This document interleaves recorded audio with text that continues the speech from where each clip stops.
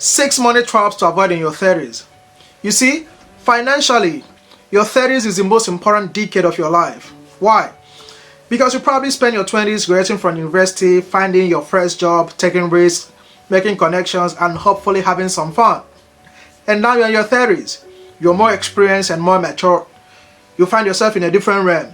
It's time for you to establish your career and start climbing the corporate ladder. Or perhaps breaking out to forge your own way as a millionaire. You may even be thinking about starting a life with a partner, having kids, and planning for your long-term future. So this is a period where most people fall into major money pitfalls that saps their finances for years and even for decades. So that's why I'll be telling you 6 dumb money mistakes to avoid in your 30s. So if you're in your 30s, you still have the strength and the time to practice some of the financial principles so that you won't be left scrambling in the future. Today, basically, I'll be talking to people who have stable jobs and not to people who have high income skills. Because if you have a high income skill, then you have the ability to dramatically increase your income for like 10, 20, 30, even up to 100% every year. So don't go anywhere. My name is Chike. Stick a massive thumbs up on this video. I'll be back in a bit.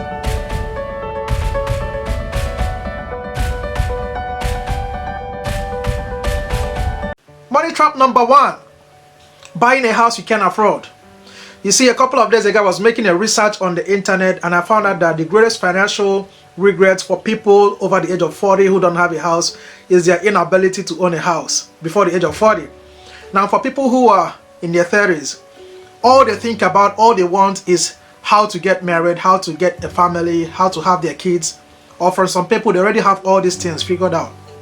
Now the next thing is that they surely do need a house. So they want to keep up with the Joneses. Now maybe they have a friend who lives in a very pricey area, in a very expensive area, so they also want to live there. So they make that mistake of buying or even renting a house they can't afford.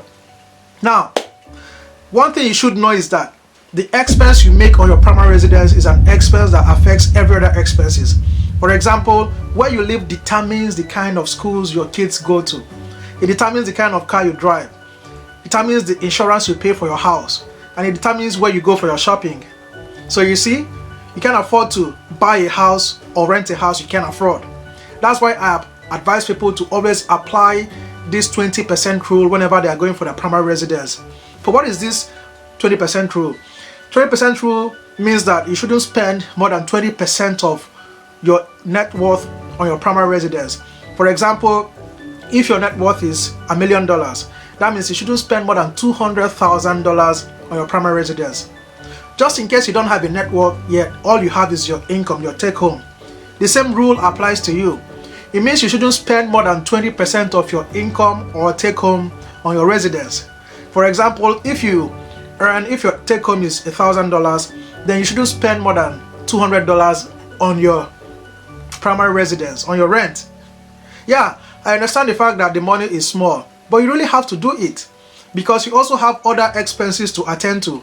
And if you eventually end up spending 50% of your take home or your net worth or primary residence, then you find out that all the other expenses you're supposed to make are suffering. Then you can't make it.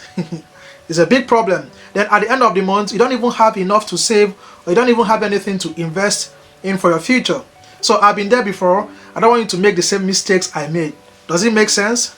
Comment below. Number 2 money trap, buying a car you can't afford. This is just like the first money trap I talked about, but on a lower scale. I read an article some time ago and I discovered that people in their 30s and 40s owe the highest levels of car debt. I love brand new cars. But one thing about brand new cars is that if you buy a brand new car today and drive it for 1 year, by the end of the 1 year, the value of the car would have dropped by 30%. If you drive the same car for 3 years, the value would have dropped by 50%. So it means if you buy a 2020 Toyota Prius car, the value of the car would have dropped by 50%, which is $16,500 after 3 years. Now, and the funny thing is that if you park the brand new car and park the 3-year-old car side by side, if you look at it very well, you're not gonna see the difference between these two cars. Now, think about what the $16,500 would have done for you. And another thing about buying cars is that if you buy a very big car, a very fancy car, the higher the cost of the car is, the higher the insurance. The fancier the car, the higher the cost of maintenance. I have a very good friend, a colleague, who buys brand new cars every year. So, and recently he got very beautiful car, very cute car. And when he came, everybody was like, "Whoa, congratulations! Wow, this looks good," and all that. I was so impressed when I saw the car.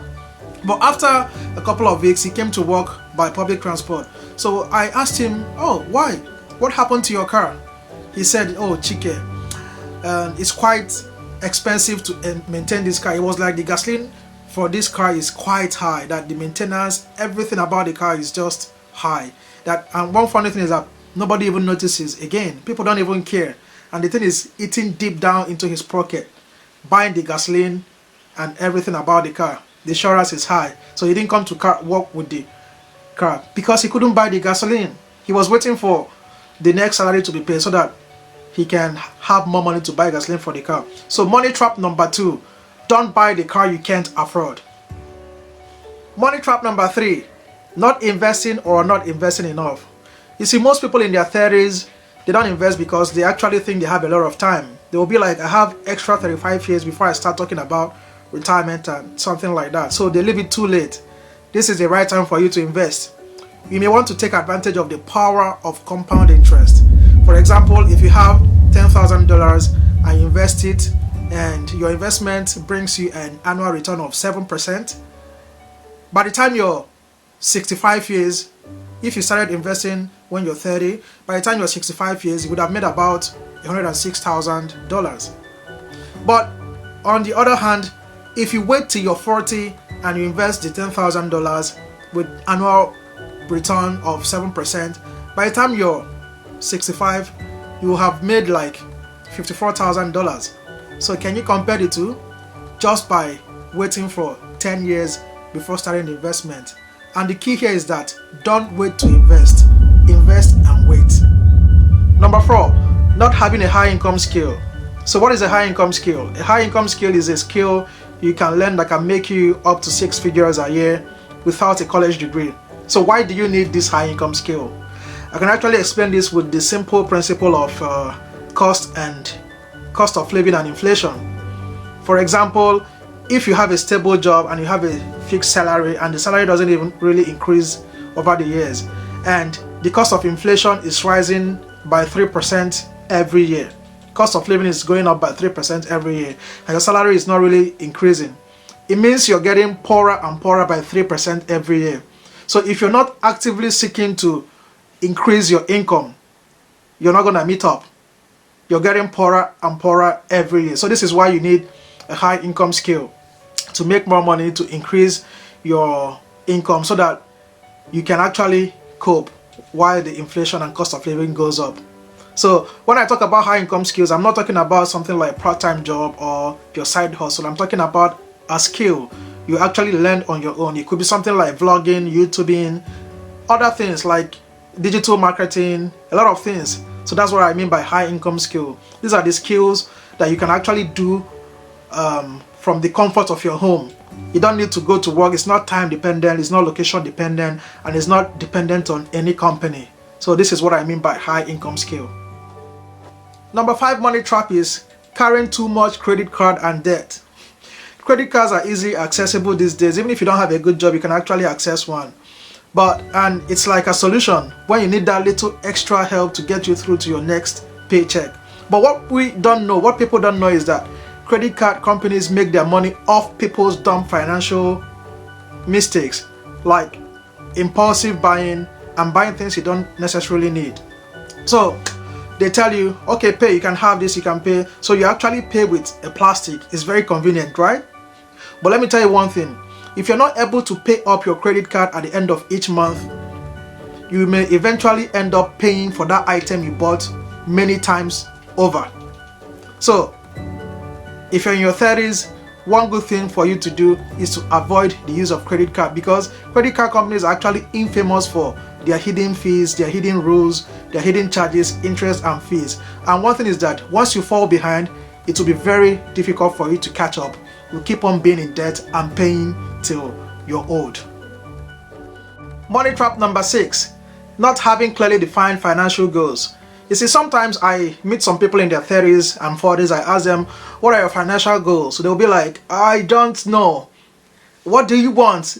And some of them will say, I want to become more successful. I guess I want to have more money. Okay, how much more money do you want? They don't even know. So what is success? How do you know when you're successful if you don't have financial goals?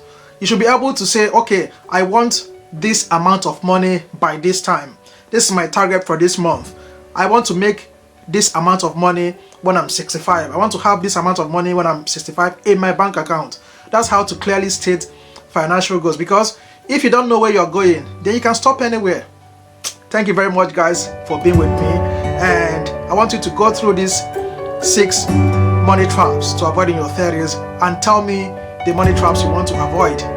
It doesn't matter if you're 30, if you're 40, if you're 50, put it in the comment section. Thank you very much, guys, for being with me.